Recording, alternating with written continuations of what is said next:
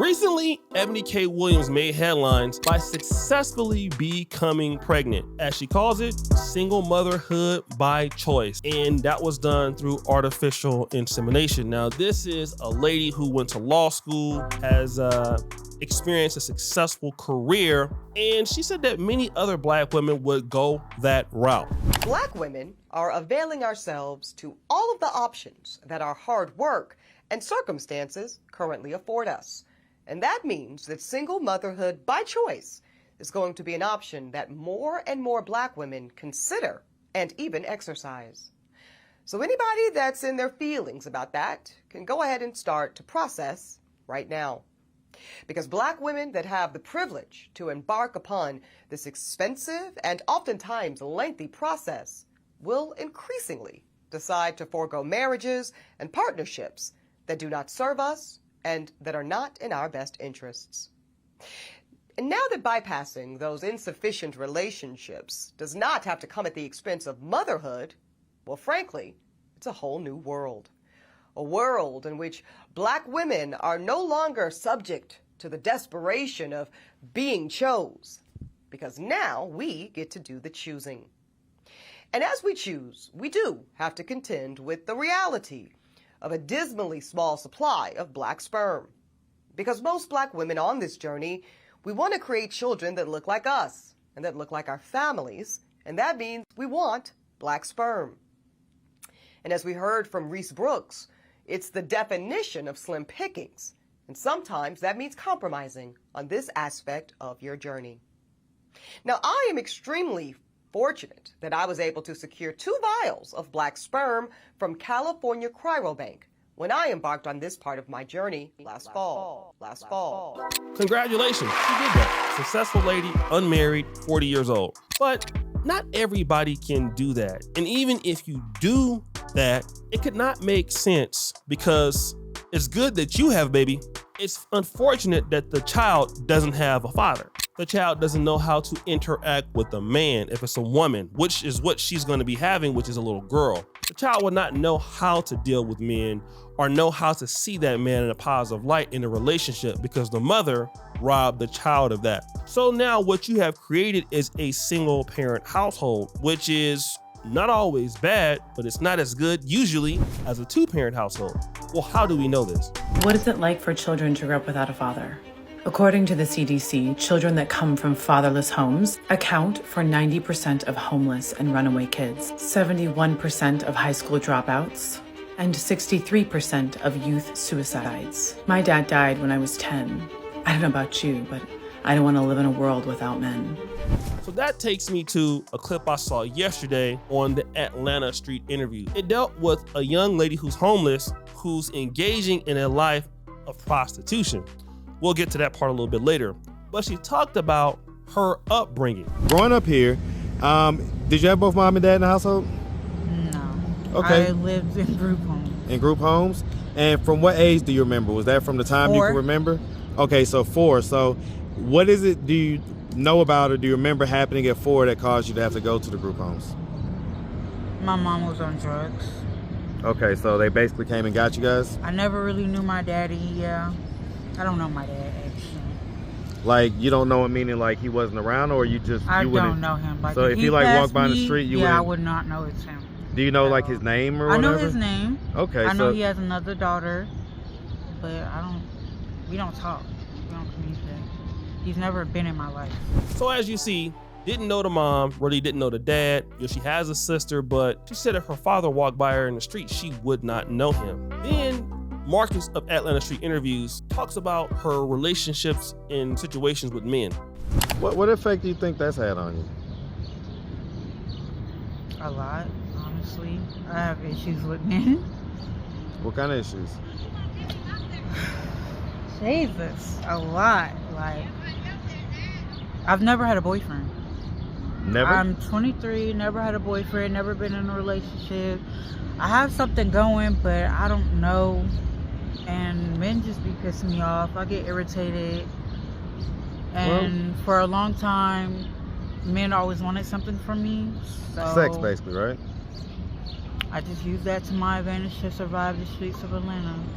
So as you can see, she's never had a boyfriend, doesn't know how to get along with men because the father wasn't there. But maybe this clip can explain why. All that shit is fatherlessness. You don't know what it feel like to be in the presence of a man that has some authority. How you gonna feel comfortable with this shit out in the world? This is why we end up struggling as young ladies trying to process and like feel comfortable around y'all. I feel like a nigga trying to control you. Feel like you're trying to tell me what to do. Feel like you're trying to use your money to do. It's a lot of shit we misperceive or we take it the wrong way because we don't know what it feel like to have a daddy that say, this is the decision as a man and ain't no woman coming and put her 2 cents on it, right?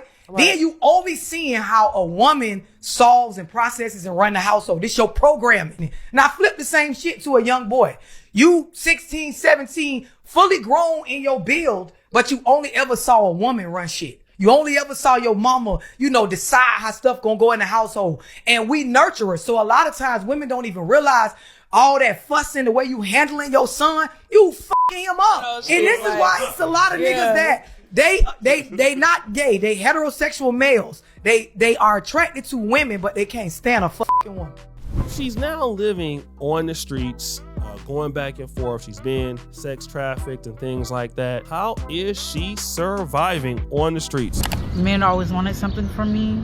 So Sex, basically, right?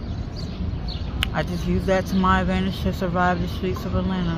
What do you mean you use it to your advantage? Meaning I would take money.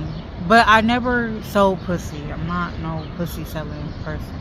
Well, I mean, it sounds like it's kind of, it may not be direct, sexual, but it wasn't pussy. It wasn't that. Okay, so was it oral or whatever? Yes, it was oral. Okay, so you would do stuff like that. Yeah. And that would allow you to have enough money to do what? Like be able to get just somewhere to stay, eat, maybe get my nails done, get my hair done, something like that. Okay. I charged a hefty price. How much did you charge? $80 to $100. Sometimes they tip, sometimes they don't. Okay. But it's all about building that clientele. I have regulars. Oh, so you must be good at what you do. Baby, you better let them know. Okay. 5 minutes I'm in and out, boo. I don't play that. Fortunately, she's doing so by her oral or maybe other sex skills to get by. And she's making it very plain. If you don't have $80, $100, anything like that, this is what it costs for you to deal with me. Now, we don't know what she's putting herself at risk to. She's seen a lot, but the lady was broken before she got started. And this is what we don't understand about these young women out here when they grow up without a dad. It's been so many times, man, in the black community when I was coming up, you would date a girl that didn't have a dad. Sometimes you'd be like, look, you need to go home. Your mom waiting on you want to go home. Don't want to go home. They be getting into it with their moms a lot. They don't have no real structure, doing whatever they really want to do, getting around the wrong type of guys. And then their life just goes like out of control, spiraling out of control, spiraling out of control. And whenever a guy tries to really care about them or love them, this is not everyone, but they have a hard time getting along with men, getting along in a relationship. And they end up with, a few kids by different guys, and they just repeat the process. And we always look at how women are by having kids and they don't need a man. But you don't look at, not everybody who wants to be a single mom is a great parent. Just like everybody who wants to be a married dad isn't a great parent. But when you have systems and you have communities around your kids, it's a lot easier for you to get help for them. Like when I was coming up in the black community, I had a godmother, a godfather, grandparents. My family was married, but they had problems. And so my grandfather was able to step into my life. What about a lady like this? You don't have grandparents. And I'm not saying everybody doesn't, but you don't have a male role model that you can look up to. And then you look at why a lot of these men, shying away from marrying these women, and women want to know why. Well, it's because a lot of women are not engineered to be married. Even the men are not engineered to be married because they're broken before they even have an opportunity. So it becomes so frustrating for your mate. And I understand the situation, right? We understand what the system has done to us, but we're making it worse by continuing to say, oh, we don't need a mother in the life, or we don't need a father in the life. That's stupid. Yes, you do. Because a woman needs to be able to respect, if there's a good man in her life, she needs to know what kind of man to pick. It'd be good if she grew up by seeing one. If you haven't seen a man, how can you pick a man? Like D.L. Hughley said something very important on a comedy tour one day. He says, in order for you to be a man, you got to see a man. Same thing goes for women. In order for them to really have a man and have standards for the right man, they gotta be able to see one. And if you don't see that coming up, it's easy for a lady to end up like that. And a man's protection and a man's love and a daughter's or his wife's life, man, that makes women's life so much easier. And we overlook it like men are just trash. Like, we don't need y'all. We don't need this.